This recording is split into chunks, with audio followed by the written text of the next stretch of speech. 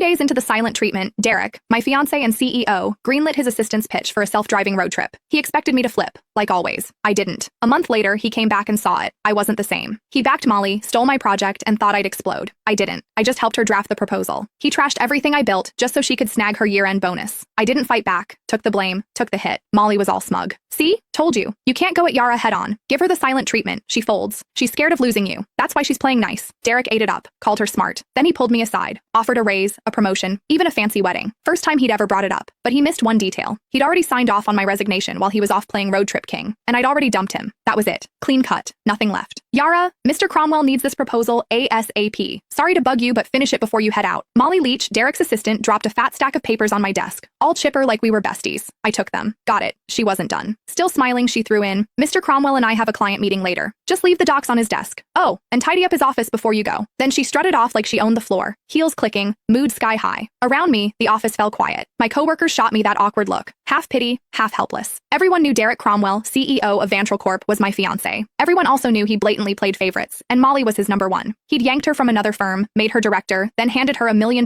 project I'd busted 2 months bringing in and prepping. When I pushed back, he called a team vote, thinking everyone would back him. Wrong. The whole team voted for me, except him. Molly got 1 vote. His. He lost it. Accused me of stirring up cliques. Didn't just take the project away. He demoted me in front of everyone and slashed the salaries of the people who'd backed me. Nobody dared speak up. Later, he apologized. Said didn't want it to look like favoritism. Claimed Molly might feel left out. I used to believe that crap. Now, it's a joke. Molly couldn't even keep up with our interns. Didn't want it to look like favoritism? Please. He was straight up playing favorites. Everyone saw it but him. I heard footsteps upstairs and looked up. Derek. He showed up at the stairwell, glanced my way, then walked out without saying a word. Changed into some casual suit. Even from here, I caught that cedar cologne. He never used to wear cologne. That one? Molly's gift. Yeah, he knew exactly what he was doing. He'd been pulling this kind of stuff for years. It started after I found their goodnight texts. Couldn't stay quiet. I confronted him. Derek said I was being petty. Then, like it proved some point, he used it as an excuse to make it official and moved Molly to work directly under him. The more upset I got, the harder he leaned in, dragging her to every social event, serving her food, even wiping her mouth at company dinners. When we fought, he'd ice me out. When I apologized, he'd round up his buddies to lecture me like I was some jealous mess. For a while, I actually blamed myself. Thought maybe I wasn't generous enough. Thought maybe that's why we ended up here. But on day 3 of one of his silent treatments, when I was too sick to even sit up and he still packed his bags for a trip with Molly, I gave up. That's when it hit me. He wasn't trying to be noble. He just used my pettiness as a shield so he could keep doing what he wanted without feeling guilty. Even if I hadn't caught those late-night chats, he would have just found another excuse to be with her. After their latest business trip, they were still grabbing dinner, drinks, playing tennis, same routine. But something between them had changed. I could feel it. Not that it mattered. 5 years together, and it was done. This whole mess had dragged on long enough. I was the last one in the office, finishing up the proposal. Checked my phone. Molly had been busy posting. Candlelit dinner at some fancy spot. 2 plates of steak.